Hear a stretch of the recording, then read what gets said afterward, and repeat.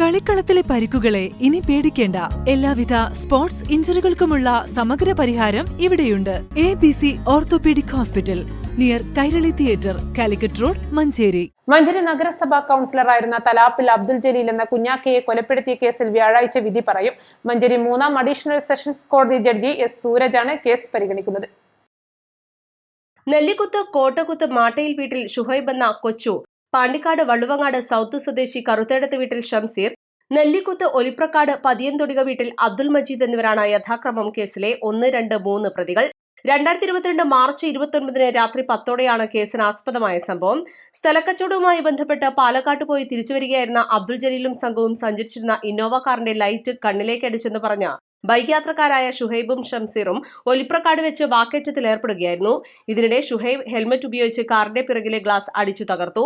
അബ്ദുൽ മജീദിനെ ഫോണിൽ വിളിച്ചു വരുത്തുകയും ചെയ്തു.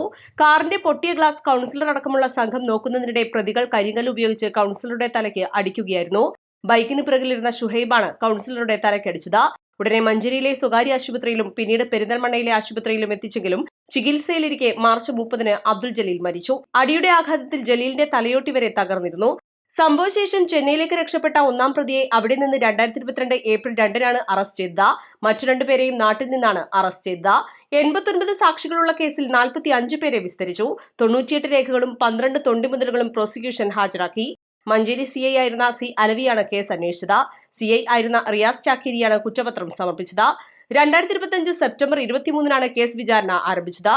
പ്രോസിക്യൂഷന് വേണ്ടി special public prosecutor KV Sabu, additional special public prosecutor advocate PK Shareef Mambad എന്നിവർ ഹാജരായി.